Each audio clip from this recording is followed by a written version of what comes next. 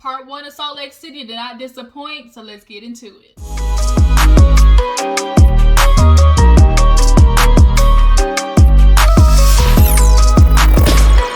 Hey you guys, what's up? Your girl G here. Appreciate you for tuning in. Y'all, Part 1 reunion, okay? Salt Lake City.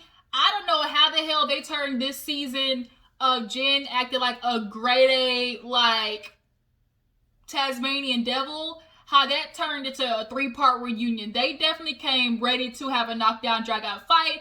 And they did not, waste any time getting into it. So we are definitely going to break down this reunion. Then we're going to get into Married at First Sight, as well as get in the episode of Daily Squeeze, because it has been a minute since I came and talked to you guys about, some of the stuff that has been going on in the headlines, okay? So let's go ahead and get into this reunion. If you are new to your girl's channel, hey, appreciate you for tuning in. Make sure you hit that subscribe button, though. Okay, don't you go nowhere. Make sure you hit that button. Become a member of the Juice Box crew. Speaking of that, how are my Jujus doing? If you have any birthdays coming up, drop down in the comments so I can give you a good old birthday shout out. And everybody who's been supporting your girl, let's keep pushing and try to hit this 2K mark.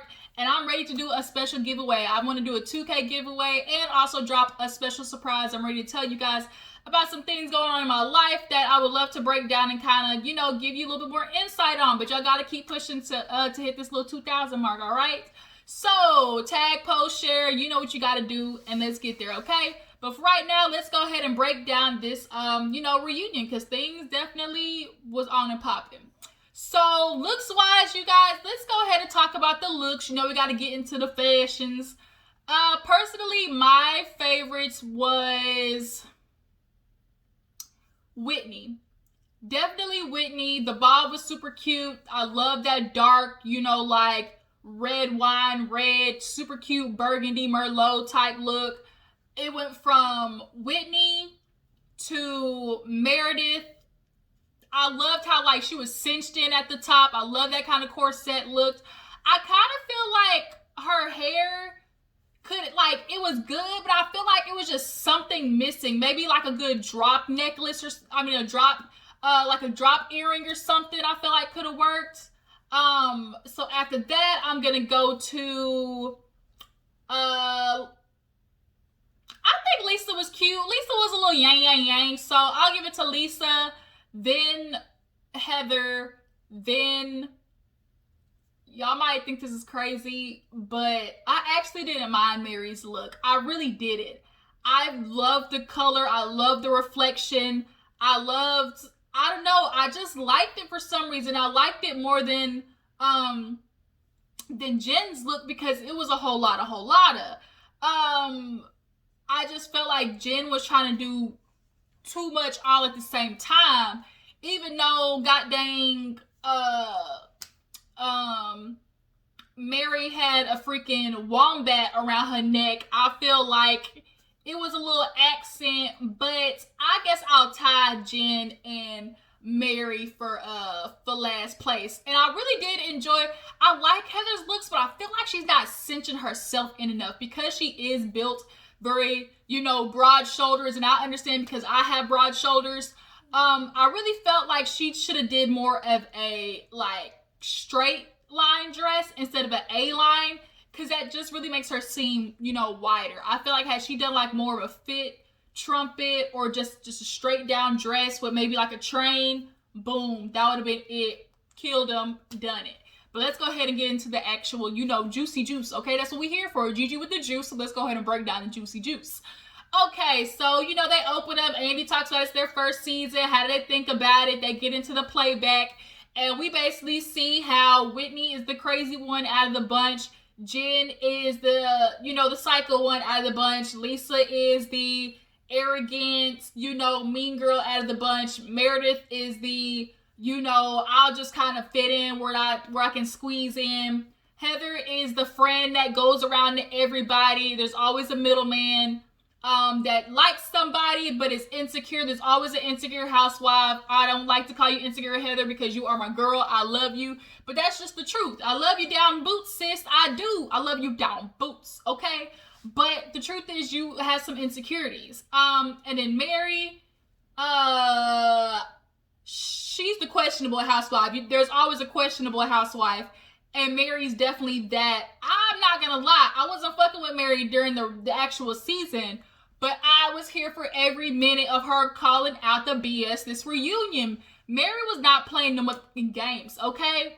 So, they talk about how Whitney, she loves a stripper pole. Lisa's like, oh, I'll take some, lessons, yada, yada, yada. So then we start getting into how, there's a big swingers and polygamy community in, Mormon town. And Lisa gets super defensive when it comes to anything about, the Mormon culture. The minute she heard about the swingers and polygamy, she's like, no. And it's like, bitch, we know church folks are the most promiscuous folks out there. They are some of the, bitch, I know, I went to school with a preacher's kid. Girl, when we found out she gave her boyfriend chlamydia, speaks for itself, okay? So Whitney had to be like, no, bitch, I know some actual swingers myself. And Heather basically said it right. These couples, they are married, want to be together, but them swinging is a way of them still having, a spicy sex life, still being able to sleep with other people. Swingers are, I don't know if I can do the swinging shit. I might go attend like a sex party or two.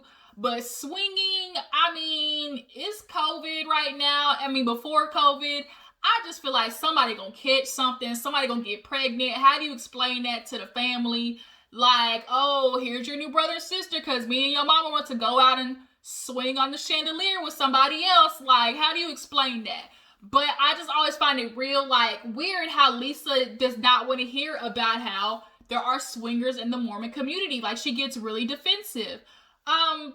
So they end up getting into how, Meredith and Jen, have been having this kind of tumultuous relationship. Jen said something about Brooks's, clothing line. She basically said out loud what all of us were thinking. Is this one tracksuit? This is one tracksuit, right? It was one tracksuit. And granted, I think because Jen is, a close friend to Meredith, her saying it out loud just kind of was like a little, like, bitch, you might have thunk it, but like, did you have to say it type shit? And Meredith admitted to it. She's like, yeah, it was tracksuit, but they gave but he saved up his own money and he started it. Is it not a fashion line? But he started somewhere. But that's our point. Girl, you got your son into a goddamn fashion show starting somewhere with one goddamn sweatsuit. Imagine, the privilege that is that literally have one tracksuit and end up in a fashion show. Mary tried to be nice, but it was a little bit different. It had straps, it had, some things, on there. Oh, what the fuck is in my eye? But yeah, Jen was like, I wasn't trying to be mean. I was just stating what it was. It was one tracksuit. And so Andy was like, was that what bothered you? She's like, the comment was flippant, whatever. It wasn't nice because it's my kid, but it was what happened after that got on her nerves. And then they kind of got into, the whole vagina comment, but Andy's like, we'll talk about that later. So after we talk about, Brooks and stuff, we get into Jen and her craziness and how she's just been, full of nonsense this whole season. They do her playback. Her playback is just, I couldn't do it. I could not do it. Heather, you a better bitch than me.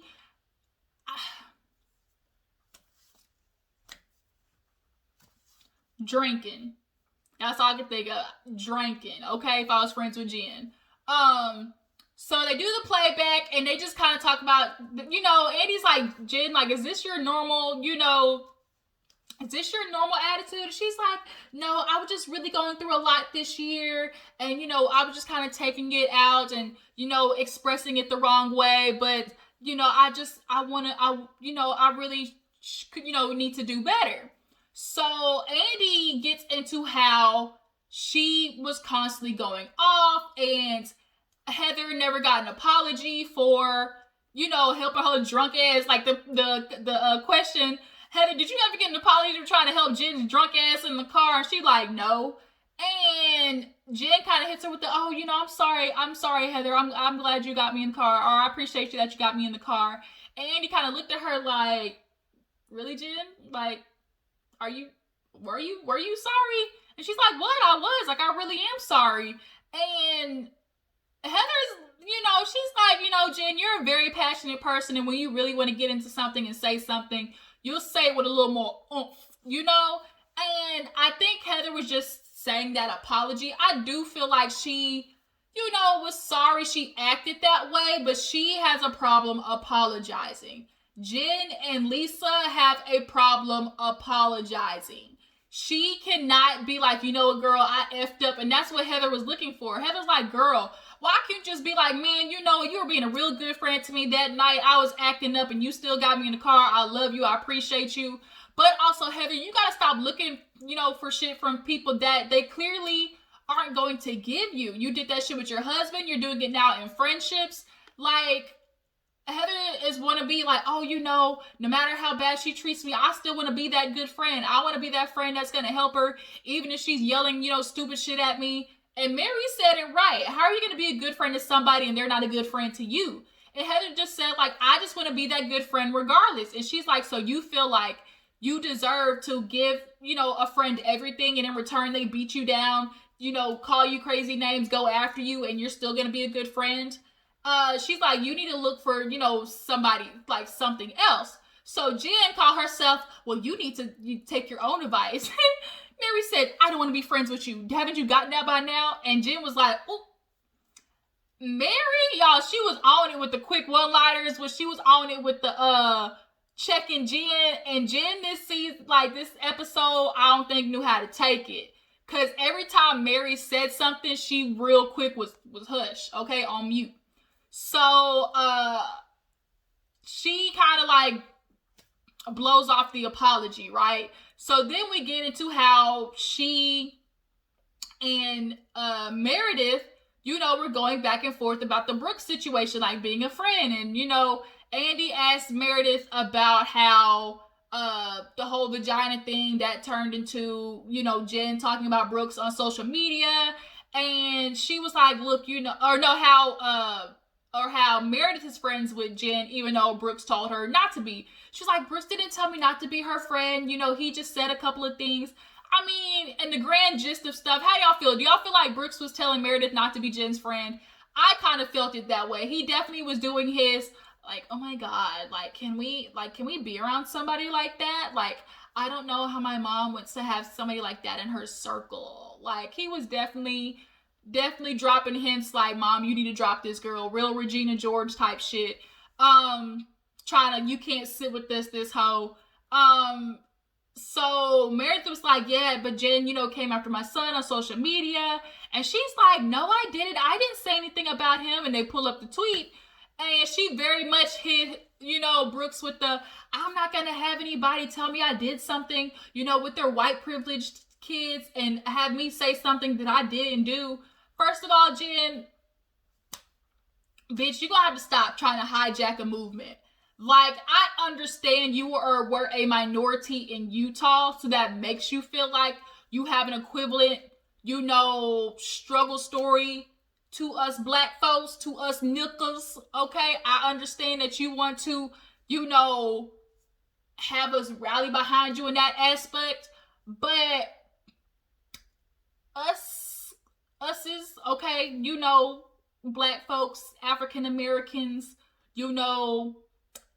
us niggas can understand when somebody is using the movement to try and divert from the real issue at hand. They're trying to find a way to bend and mold it to their favor so they don't look like the asshole, or they can try to compound, somebody supporting them. And we're not just going to sit there and support you because you throw, Brooks white privileged, kid trying to tell me that I didn't do anything, because she saw how people were talking about how Brooks, was white privileged because of how he had one suit in the fashion show. So I think she felt like, well, if they're saying it, I'm gonna throw that out there too. And no, bitch, we're not doing it. So Meredith's like, you did talk, they didn't appreciate, seeing your vagina, and I wouldn't have, let it go. All you had to do was like say, my bad, girl.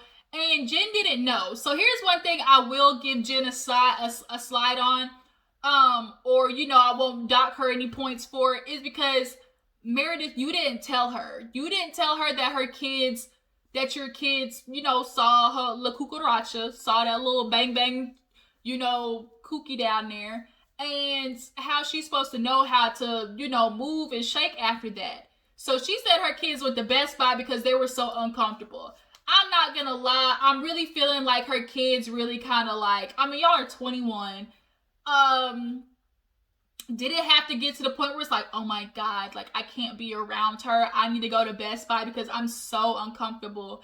Is it an uncomfortable moment? Is it like oh shit, like, woo, we shouldn't have seen that? But to the extent where her kids are like making it seem like I can't be around this woman. Like she didn't do the shit on purpose. Y'all are acting like she had like, what's that movie where Charlize Theron crossed her legs and just like let the whole, room see her glory on purpose? Jen didn't do that. So Jen, though, tries to flip it once again. She loves manipulating the story. I didn't think Brooks was mad at me. The only reason I saw him upset is because you were upstairs smoking. And when she said smoking, I thought she was talking about, that good, that ooh wee wee. I thought she was talking about that. Only real people know where it's from. That ooh wee wee, okay? Drop down in the comments if you know where that little quote comes from. Got that ooh wee wee. That sticky icky, that green. That's what I thought she was talking about. She was speaking of, I'm a little stressed out today, okay? But I thought that's what Meredith was doing, handling her stresses. But kind of find out it was just a little cigarettes, a little menthol stick, a little Newport, and she was like, I thought that's what you were talking about. And Meredith's like, really, come on, Jen, like I'm not gonna let you do that. So she kind of admits, like, when she drinks, like she might have like a little cigarette or two. It's not like a secret, but Mormons aren't supposed to be smokers, they aren't supposed to put bad things into their body. That's why they don't agree with like alcohol and stuff like that. So I think that's why she was trying to keep it on the low. But she said that Jen videotaped her. I don't think Jen videotaped her. I don't think she did. But y'all drop in the comments, let me know if y'all feel like Jen recorded her. But then we go from that to, I'm kind of looking at Meredith sideways because she's like, if it was such a problem, why did you invite me to stay the night? And she's like, no, I didn't. She's like, yes, you did. She's like, no, you came to my house and, fell out on the bed. And she's like, looking at her like, Meredith, are you kidding me? Like, we had an Uber for you outside for 2 hours. And you saw the look on rewind, look back, and you'll see the look on Meredith's face. And she's like thinking back. She's like, and she real quick turns it to, I'm not going to argue with you, Jen. You were drunk on the bed and like, I gave you clothes to change and that was it. Go back. You'll see on her face, she was kind of like thinking back. And I think because she was drunk, she really don't remember. So we go from that to talking about to Mary and how Jen is triggered by her. And she's like, oh, the ladies, they allowed Jen to get away with stuff because of what's going on with her and Coach Shaw. She admits that, after her dad passing and, Sharif been away for so long, it made her act out. So Andy asked her, like, he seems like such a cool person, like somebody you could easily talk to. Why do you feel like you can't tell him, how you're feeling? And I wouldn't say condolences to Heather. I love you, girl. I'm sorry hearing about your dad passing away. It was recent. So, she's still in that like early grieving stages. But back to Jen, she talked about how, with Sharif, because they don't see each other so often, when he does come, you don't want to, like, when you haven't seen your nigga in a week, like, you don't want to see him and then just start, like, you don't want to do that. Shoot, you want to get it in, have sex all around the house, have cuddly moments, Netflix and chill, go out on a couple of dates. Like, you don't want to do that. So I get how Jen was just letting all that shit slide.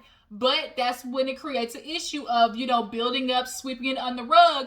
Everything's just going to start, like, stacking on top of each other. And that's how she just got into drinking and having that resentment with Sharif. So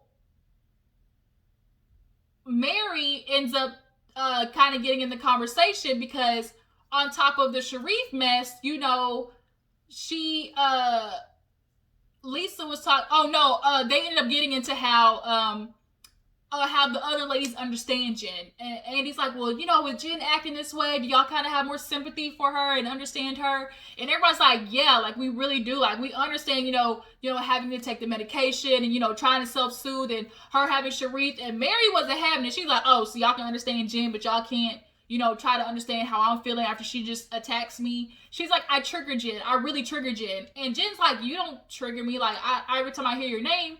And Lisa's like, oh, I don't agree with that. And Mary said, really, bitch? She ain't say really, bitch, but she said, really?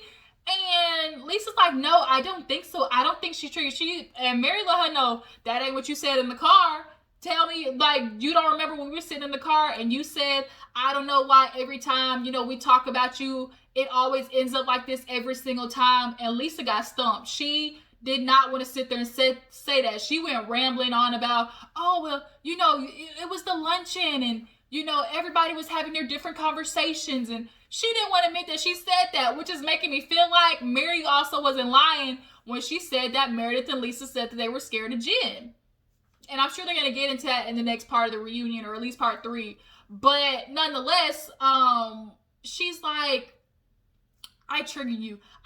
And she asked the other ladies, do you feel like I triggered Jen? And Heather and Whitney were like, yeah, definitely make you feel that way. And so, Mary just wasn't having it for the other ladies trying to act like they haven't said. They're annoyed with how Jen is constantly reacting. So moving on, we get into Lisa's portion, and basically it's all about, oh my God, I love myself. I can't believe I made it this far. I built a business from the ground up. I love me. I'm confident. Me. And Andy asked her, like, have you always been this way? She's like, Andy, I built such a brand from the ground up. I love myself. I'm confident. I know, I look good, and I have people that love me. And it's just like, Lisa, you are completely missing everything. Like, you're so focused on me that people are trying to tell you, bitch, you ain't coming off the right way and you're not hearing it. Like, it's literally going in one ear and out the other. I just can't. So, Andy starts asking her about the time that she denied the call from her sons. And she's like, no, we got a nanny, we got a concierge doctor on hand, and I got a husband that's super involved that allows me to do this because, he knows I get busy. And she starts getting emotional, and Andy's like, it's kind of good to see her vulnerable because you just look like super dry, like, stoic. So to see you get vulnerable about them, like, finally, it's like we get an emotion out of her. So, she's like, Andy, if you want to get me emotional about anything, just talk about my kids. I love my kids. They're the best thing that's ever happened to me. And it's like, your kids are going to grow up and they're honestly really, as much as you want to say, like, you're there for your kids, you love them, you do everything for them, kids want valuable time with their parent. And the only time that you're having real family moments with your kids is when you're talking about business. They're going to resent you for that when you get there. There's going to be a moment where the kids think like, dang, like, what is the childhood that I had, like, with my parents, So, they get into, Lisa and the other ladies and how she makes them feel like, she feels like, she's better than everybody else. So she's like, I don't do that. I don't make other people. And Whitney and Heather had to be like, yes, bitch, you do. So they get into how Jen threw that party for Meredith, and I kind of skipped over that, but Jen threw that party for Meredith. It's going to tie into this anyways. And Meredith felt some type of way because it was Lisa's birthday as well. So we see how Jen, first of all, made the birthday about her, talking about Jen Shaw with the flower wall. I'm like, bitch, you couldn't have it say happy birthday? Like, you couldn't say, big, 40th or whatever, like something, not Jen Shaw. And so it was Lisa's birthday as well, and she was going around talking about, oh my God, it's my birthday too. Yeah, it's my birthday. And Meredith kind of felt like, well, damn, if it's going to be on that day, like, we could have just moved it. And I feel like, Jen, you really honestly could have put, like, a bigger cake for Lisa. Like, you could have done something else that involved both of them. And Heather kind of put Lisa on check because she's like, oh, you talking about the birthday, but you didn't throw no party for Meredith. I said, oh, Okay, Heather, throw it out there then. Let you tell it. So, Heather, Meredith's like, oh, that's not what bothered me. What really bothered me is, I was going around saying hi. I know I looked good. I was dressed in my Roberto Cavalli.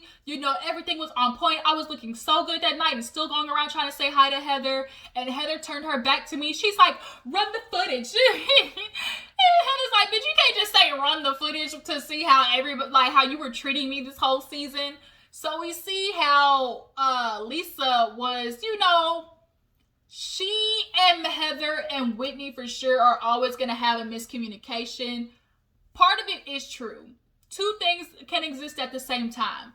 Does Lisa make the other, give an open space for the other ladies feel like they can have like a true conversation with her, genuine, like soft, and, like she's actually, intaking what they're saying? No, I don't think so. But also on the same hand, I do think Heather is already defensive about Lisa because of all the shit she be saying. Like, she heard how you called her the good time girl, and Lisa, you tried to minimize it by being like, oh yeah, my friend, told me that, she likes to have a good time.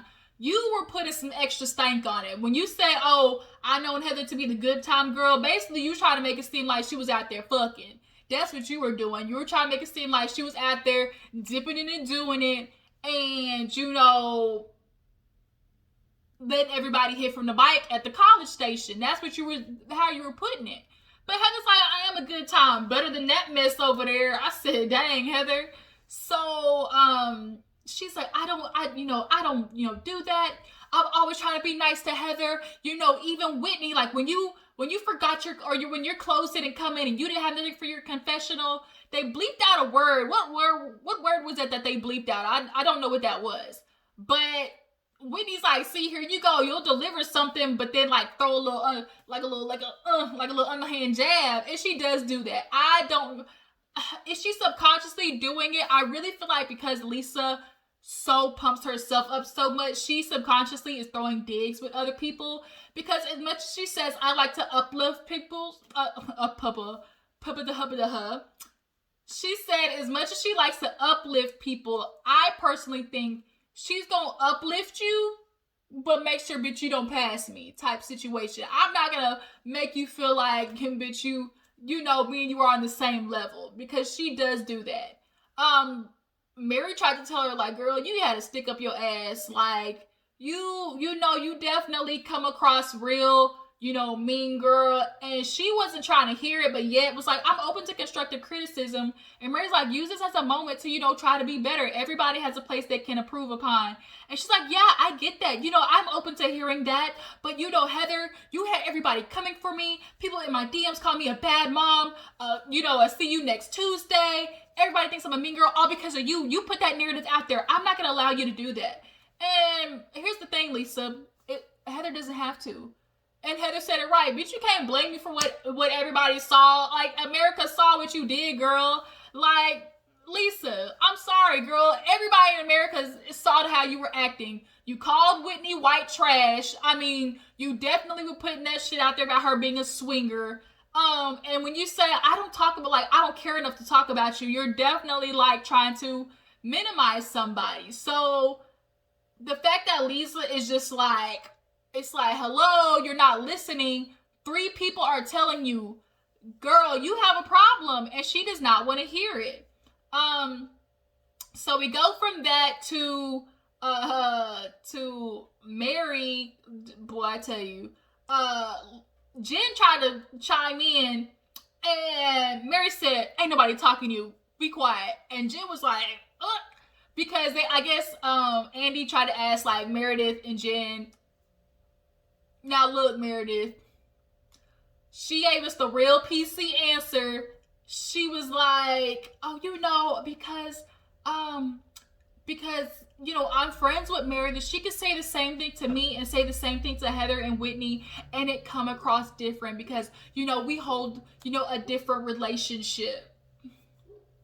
She was beating around the bush. Y'all feel like Meredith kind of real softly was saying, it can come across bad to other people. girl, and Jen's tried to do the same thing, soften the blow by being like, oh, it's just a miscommunication. It's just a language, the way that she talks. It's like Lisa is a grade A Regina George. And Heather's like, you are dismissive. You are rude. You have a way of speaking to people and making them, yet you want to say you're supportive. Just because you say a couple of good things about somebody doesn't mean you're supportive and you really genuinely want to be there for them. You're not kind, as Mary said. You're not kind. You don't check up on me. She's like, yes, I do. She's like, Lisa, I need to let you know you make people feel like less than. And she's like, you do too. And she's like, do I? She's like, your church. And Mary said, don't you ever bring up my church. I don't bring up your alcohol. Is it just me, or does Mary talk like she's about to have a stroke or something? And she makes this face like, what is that face? If I can find, I'm gonna post it right up there in the corner. She goes, I don't know what it is, but now Mary, bitch, look, we saw that clip of you talking to your church folks, and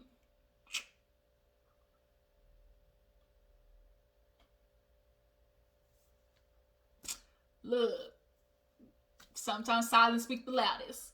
But yeah, bitch. Heather's like, you know you are these things. I don't think you she portrays them. She says that she purposely portrays those things. And Lisa's saying that she's been working since she was 12. She's built this brand, and she's the youngest. I think she said she's the youngest of 6 or 7 kids. She's always going to pump herself up, because when you're the youngest of 7 kids, 9 times out of 10, you're not going to be getting seen a lot. You're just going to be the kid that gets taken care of. The parents are going to leave the other older kids to take care of you.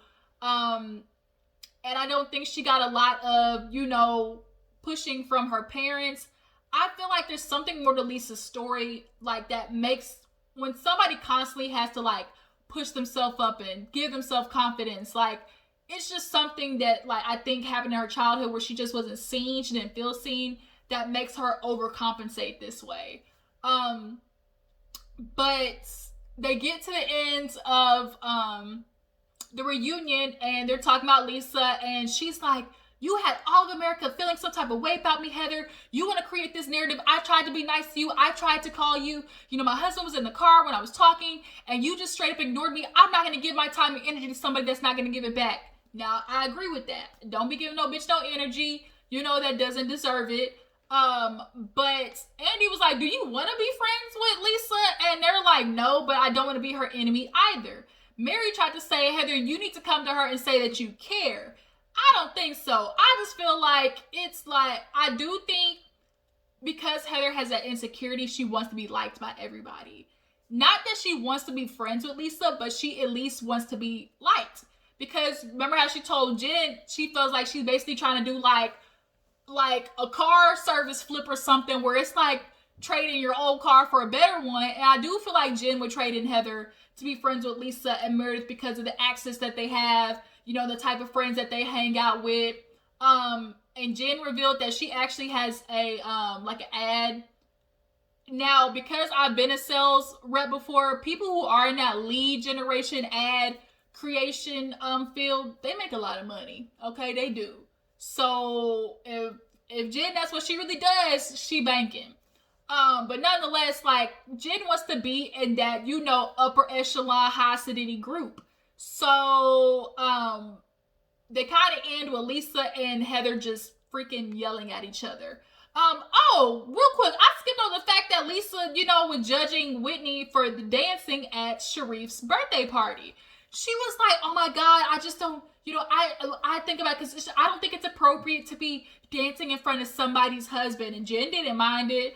Heather hit that bitch with us. She said, well, who did you do your splits in front of?